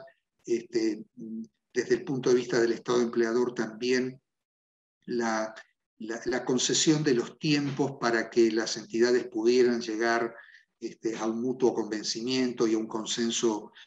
No tenía ningún sentido forzar los tiempos para imponer tal o cual decisión si después esto no iba a tener la legitimación y la generación de confianza suficiente. En la mayor parte de las veces se logró, en otras no, pero siempre en ese caso la entidad que no estaba de acuerdo se pudo manifestar en acta para dejar constancia de su posición o de sus puntos de vista o de sus críticas frente a lo que se hubiera determinado. En las negociaciones sectoriales se incorporan los sindicatos locales, digamos así, ¿no? Un ejemplo, APINTA, Asociación del Personal del INTA, que tiene además la mayor cantidad de afiliados cotizantes dentro del sectorial del INTA, o UPCIFA, Unión Personal Civil de las Fuerzas Armadas, que dentro del convenio colectivo correspondiente tiene también la mayoría sindical. Entonces ahí es muy interesante el poder observar cómo los tres gremios, ATE, UPCN, UPCIFA o APINTA o el que corresponda, buscan componer sus puntos de vista, como incluso los gremios nacionales normalmente suelen respetar mucho las aspiraciones o las posturas del gremio local, también en reconocimiento a que tienen una mayor inserción con el personal, etc. Pero lo interesante es esta idea de la negociación entre dos partes, porque esto reduce mucho la conflictividad posible en estas cuestiones. A mí me ha tocado, no sé si lo conté la vez pasada, me tocó por el Fondo Argentino de Cooperación ir a un país centroamericano con un gobierno nuevo, después de una guerra civil muy, muy cruenta, donde se quería precisamente instrumentar este mecanismo de diálogo social. Bueno, fuimos con otro colega y el primer día, bueno, nos recibió el presidente, el ministro coordinador de la presidencia, y bueno, realmente era gente que tenía las mejores aspiraciones y voluntades políticas de instrumentar esto, y sobre todo después de una guerra civil que había realmente dejado heridas muy profundas. Bueno, al día siguiente se organizó la reunión con los sindicatos de este país, nos llevaron a un hotel, esos hoteles tipo americano con esas salas de conferencia enormes, y cuando entramos con este colega, habría fácilmente unas 400 personas, que representaban aproximadamente a unos 90 sindicatos. Había sindicatos hasta de direcciones nacionales. Entonces, claro, cuando uno explicaba esto, el murmullo era estruendoso, porque claro, esto lo que estaba de alguna manera cuestionando es esa expectativa que cada actor sindical presente ahí pretendía o tenía la fantasía de que iba a negociar las condiciones de su sector. Entonces que iba a haber un convenio para el Ministerio de Justicia, por ejemplo, un convenio colectivo para la Dirección Nacional de X, Y o Z. Bueno, entonces esto es un tema a veces un poco delicado, sobre todo por la situación preexistente a nivel gremial. Bueno, finalmente la ley no salió, le costó la cabeza al ministro de turno, porque claro, las condiciones no estaban precisamente preparadas para articular las voluntades sin desarmar, sin generar un caos o una atomización en el empleo público del país.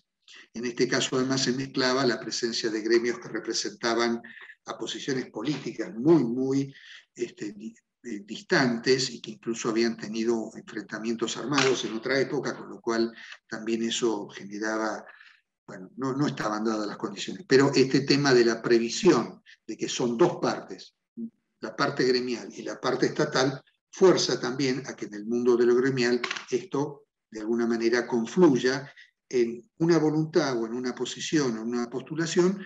Bueno, quizá no es la mejor posible, perdón, por ahí no es la mejor, pero es la mejor posible. Y esto también explica muchas veces que ustedes perfectamente puedan encontrar fallos o defectos incluso en el convenio general vigente, porque bueno, a veces no se logra la composición conforme a lo técnico, conforme a lo que sería ideal, sino lo que es posible en la voluntad de las partes que están negociando en el momento. Bueno, ahí tienen la base de la representación de cada uno en función del Ministerio de Trabajo. Se ha hecho alguna revisión de estos números, pero no ha variado sustancialmente, entonces no se lo ha formalizado. Bueno, en el caso de la representación del Estado empleador, se mantiene la tendencia que ya se venía manteniendo en la gestión del viejo SINAPA, de que esté presente el Ministerio de Economía en el área de Hacienda y la Jefatura de Gabinete, o en aquel momento dependía de Presidencia, el área encargada de la gestión y el empleo público. Es decir, aquellos que tienen por misión y responsabilidad primaria procurar las condiciones laborales y de carrera, etcétera, etcétera, y quienes, además de esto, o en paralelo con esto, velan por la salud fiscal, por las condiciones que posibilitan financiar estos acuerdos. Entonces, eso también a veces dentro del Estado empleador, bueno, genera sus más y sus menos. Normalmente los de economía son más austeros, estábamos más del lado del empleo público, éramos más como proclives a mejorar todo lo posible y lo más rápido posible las condiciones de trabajo. En las negociaciones sectoriales, por ejemplo, yo mencionaba INTA, se incorpora el titular del descentralizado o el ministro correspondiente, ¿no? En el caso, por ejemplo, del convenio de PESIFA, se incorpora el ministro de Defensa y el ministro o la ministra de Seguridad. Bueno, la negociación se puede realizar en un ámbito general o sectorial según se convenga y articule, pero la verdad es que se ha acordado un convenio marco, una comisión negociadora y su convenio marco, dentro del cual quedan comprendidos los convenios sectoriales por escalafón, no por institución, que era un problema de los que se observaban en este país tan querido que yo mencionaba hace un instante. Cada uno pensaba que, como si fueran típicamente además, como ocurre en otros países, el convenio por empresa. Entonces el convenio era de la Procuración del Tesoro con sus trabajadores. Bueno, en el caso nuestro, creo que afortunadamente la negociación sectorial es por escalafón. Cualquiera de ustedes podrá advertir del listado correspondiente que hay escalafones que coinciden con una entidad, pero no son los más, ni en términos numéricos, ni en términos del peso en el empleo público. Esta articulación por escalafón permite asegurar relativamente mejores igualdades en los distintos colectivos. Por otro lado, se imaginan lo que sería una negociación por ministerio. Habría ministerios que por ahí tienen más fuerza y negocian mejores condiciones que el ministerio que está al lado. Bueno, esto sería realmente casi medio inimaginable. Bueno, acá este es el artículo 8, es tremendamente importante en la economía política general de los convenios sectoriales y hasta en su redacción, porque este artículo es el que fija las materias que son objeto de negociación. En algunas otras legislaciones se enumeran las materias o los temas, con la cuestión de que si te olvidaste un tema o quedó excluido algún tema que después se descubre que era importante, bueno, no siendo materia de negociación, cualquiera de las partes puede decir, yo no, en eso no cedo. En el caso argentino la definición es inversa. Todo es negociable, incluso la de contenido salarial y demás condiciones de trabajo, excepto la estructura organizacional de la administración, principio de organización, esto es semejante en la empresa privada, las facultades de dirección, igual que en el sector, en las negociaciones en el sector privado, y el principio de idoneidad como base del ingreso y de la promoción en la carrera administrativa. Y esto entonces es cónsono con lo que venimos viendo, recorriendo desde la Constitución, la Ley Marco, etc., y lo veremos también reflejado en los convenios que vengan en la próxima vez. Y una cláusula que dice todo se puede negociar, sobre todo en lo que implica condiciones de derogación financiera del Tesoro, pero sujetadas a la ley de presupuesto y a las pautas de su confección. Es decir, la negociación es libre, pero tiene un techo que es el financiamiento genuino del erario público para evitar desbordes que podrían ser perjudiciales, no solamente para el Tesoro, para las finanzas públicas, sino también, sabemos la incidencia que esto también tiene en el marco inflacionario general del país. Bueno, el acuerdo tiene que contener las formalidades que ustedes ya conocen seguramente, de más está decirlo, el principio de obligación de negociar de buena fe, esto es también no es una obviedad, sino que es un principio jurídico de la importancia más trascendente, sobre todo a la hora de generar confianza y de hacer una apuesta muy fuerte a lo que implica este cambio copernicano de pasar de una fijación unilateral a un compartir responsabilidades de cara a la sociedad para que este Estado o esta administración funcione de la mejor manera. Este artículo fue casi copiado textualmente en la única ley de negociación colectiva que conozco hasta hace 10 años en América Latina, que fue la ley uruguaya. Tabaré Vázquez, en su primera gestión de gobierno, en un acuerdo también con las 3 centrales de trabajadores uruguayos, llegó al acuerdo de que iba a instrumentar la negociación colectiva en el sector público, y aunque en el Uruguay el último año de gestión de un presidente normalmente no presenta iniciativas legislativas que transformen radicalmente situaciones preexistentes, sin embargo hubo también un acuerdo político con la oposición para que se presentara el proyecto de ley, efectivamente se presentó, la Argentina dio testimonio de su experiencia y de lo acumulado en estos temas, tanto al Estado uruguayo como a las entidades sindicales. Ahí había por lo menos en aquel momento 3 centrales distintas, con distintas orientaciones, pero todas confluyeron en una ley que salió por unanimidad en el Congreso uruguayo y que incluso, además de que reconoce el aporte argentino, copió textualmente partes de la ley. Bueno, la autoridad de aplicación de la ley es el Ministerio de Trabajo, entonces cualquiera de ustedes podría decir, bueno, pero el Ministro de Trabajo es arte y parte, ¿cómo va a ser un jugador imparcial en las negociaciones? Bueno, hay que decir que en algunos países efectivamente se han creado agencias de negociación colectiva para el sector público, como si fuera una agencia autónoma en la cual la administración le confía a esta agencia sus mandatos, sus criterios, y donde es esta agencia, que no depende del Ejecutivo local, negocia con los sindicatos representativos. Esto ha sido alguna buena experiencia, por ejemplo, de los italianos.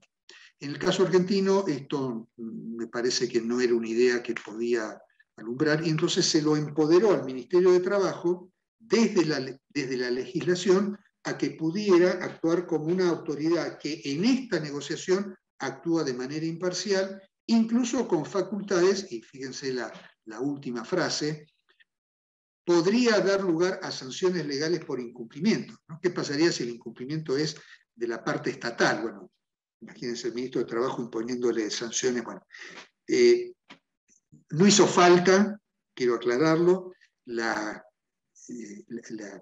habilidad y la competencia profesional de los funcionarios del Ministerio de Trabajo, por lo menos creo que siempre, pero yo puedo hablar de lo que vi, de lo que presencié, fue realmente muy, muy importante cuando las posiciones se congelaban o parecía que podían escalar, rápidamente los funcionarios que actuaban como asesores del proceso, porque no podían intervenir en la negociación, fue realmente providencial y tengo que decir que, bueno, más allá de alguna situación un poquito tensa, en general se desenvolvieron de manera, yo les diría, armónica. Hay una previsión, obviamente, de la paz social durante se desarrolla la negociación. Sí, Fabio, dale. La Constitución de la Provincia de Buenos Aires, en el 39, inciso 4, prevé la creación para la negociación pública con los estatales de un órgano imparcial que está pendiente desde el 94, ¿no? Desde la sanción de la Constitución. Nunca se es un reclamo permanente de los estatales en la provincia y jamás se implementó, digamos, no se ha creado. Pero lo prevé al organismo imparcial. Bien. Bueno, es un buen aporte de Fabio en el sentido de que ya hay avances, bueno, no sé si también esa figura se replica en otras provincias. Yo creo que también en este punto, y yo hago estas menciones históricas, pero no por una cuestión de chismorrerío, sino simplemente también para entender el contexto en el cual estas decisiones se tomaron. Piensen en el ministro Tomada, posiblemente uno de los ministros de Trabajo mejor que hemos tenido. Me honra con su amistad, y además por su profesionalidad, un hombre reconocido acá y en el mundo, en América Latina. La doctora Noemí Rial, recientemente fallecida, el mismo Enrique Rodríguez, como exministro de Trabajo, es decir, gente que tenía realmente no tenía, bueno, en el caso de Noemí falleció, pero digo que todavía tiene una sabiduría en estos temas espeluznantes, y entonces también para los gremios, por lo menos nacionales, eran una garantía de que el Ministerio de Trabajo no iba a torcer la cancha en favor. Y realmente no la torcieron, no solamente porque su enjundia, su competencia profesional, su integridad así lo permitió. Yo estuve en algunas reuniones con Carlos, en reuniones más fuera de la mesa para evitar situaciones enojosas, y realmente bueno, una capacidad superlativa. Pero por el otro lado también el hecho de que había una voluntad política del gobierno tanto de Néstor como de Cristina Kirchner en aquel momento de avanzar en esto. Y también hay que decirlo, por ahí es una infidencia, pero también por todos conocidas, la situación fiscal del país y del Estado Nacional eran buenas, con lo cual en general los gremios sabían que había munición, había mercadería para charlar, y que la política firme del Ejecutivo de mejorar el poder de compra del salario estatal era manifiesta. Entonces, en general fueron negociaciones muy aceitadas. Una situación de un contexto de restricción o de complicación como la que tenemos en este momento hace que una negociación de este tipo sea un poquito más dura, aunque con el tema de la pandemia los sindicatos han hecho también en este sentido un acompañamiento al Ejecutivo bastante importante. Creo que en estos momentos, lo puedo decir porque se firmaron la semana pasada, va a haber una progresiva recomposición, incluso se han adelantado los aumentos previstos para el año que viene para este presupuesto, y algo se está trabajando, pero bueno, esperemos a que salga publicado antes de decirlo. Lo importante de esto, para ir, bueno, principio de ultraactividad, la fijación de las cuotas de solidaridad para todo el colectivo de trabajo. A mí me tocó una experiencia un poquito chistosa. Por la oficina de la OIT de Chile nos llevan a varios funcionarios del Ministerio de Trabajo y de Empleo Público a darle charlas a los funcionarios y a los sindicalistas chilenos. Entonces ellos no entendían de que, o les resultaba llamativo, de que el convenio general tuviera vigencia para todos los funcionarios y no solo para los representados por el sindicato.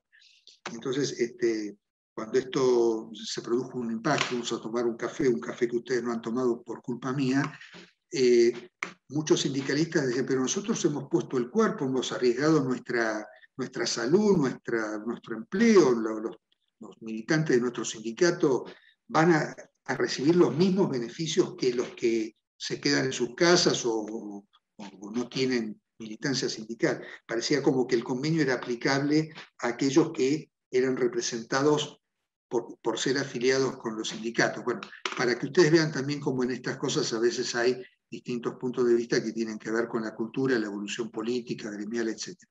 Pero lo más interesante viene a continuación, que es que los convenios se instrumentan. Ustedes saben que el Ministerio de Trabajo homologa los convenios colectivos de trabajo en el sector privado, velando que no se viole el orden público, la legislación, el interés público puesto en juego, etc. Pero en el caso de los convenios colectivos de trabajo bajo esta ley, en realidad se instrumentan por decreto, porque difícilmente el Estado empleador podría estar fijando o haber negociado cláusulas que fueran contrarias al interés público o al orden jurídico vigente. Entonces ahí no hay una homologación. La homologación, la instrumentación requiere decreto del Poder Ejecutivo, quien tiene 30 días hábiles para suscribirlo. Entonces la pregunta, ¿y qué pasa si no lo suscribe? Bueno, dice, instrumentado el acuerdo o vencido el plazo sin que medie acto expreso, el texto se remite al Ministerio de Trabajo, que lo registra y lo publica. Quiere decir que el Poder Ejecutivo puede rechazar el proyecto de convenio dentro de esos 30 días y reabrir la discusión. No se ha producido, no creo que se produzca, en primer lugar porque ningún ministro de Economía ni ningún secretario de Empleo Público o la jefatura de gabinete fuera a firmar un convenio que previamente no ha sido analizado por legal y técnica y también eventualmente por el titular del Ejecutivo. Pero la ley prevé este mecanismo justamente para evitar la impugnación de la ley como una negociación ficta. ¿Qué pasaría si acordamos un convenio y después el presidente dice no, no lo voy a aprobar porque no? O lo deja en silencio y morir. Con lo cual todo el esfuerzo anterior hubiese sido en realidad una especie de comedia, una comedia de enredo. Entonces la ley, en este sentido, que parece chocante, ¿no?, que le impone la obligación al Ejecutivo de rechazarlo en 30 días, porque si se le vence el plazo o no lo decretó, igual tiene vigencia.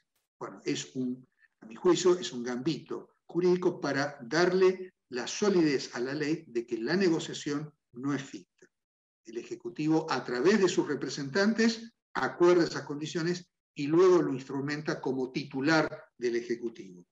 ¿Lo puede rechazar? Sí, porque supónganse que se hubiese negociado, se hubiese acordado, estalla un conflicto, la pandemia, por decir un ejemplo remanido, y hay que frenar todo o hay que alojar recursos en otra dirección. Bueno, podría darse ese caso.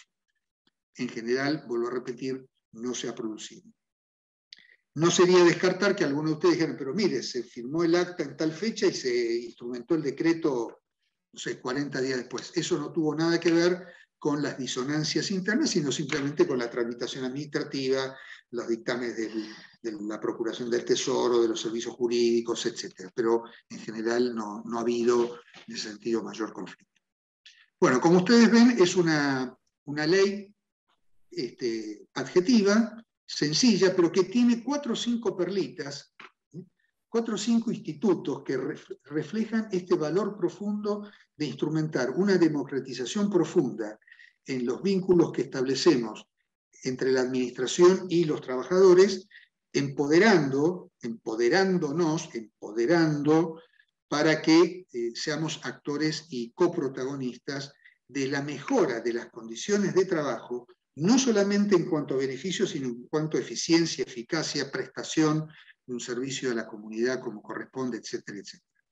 Y esto es también una manifestación de que el artículo 14 bis, al menos en este sector, como en muchos otros, porque vamos a hablar de nuestro, tiene plena vigencia en nuestro país. Si a esto le sumamos las experiencias de negociación en provincias y en municipios, creemos que también es un motivo de genuino orgullo. Otra cosa es si los acuerdos son todo lo bueno que serían de desear, o si los salarios, o si esto, o si lo otro, si los 50 kilómetros o los 20 kilómetros.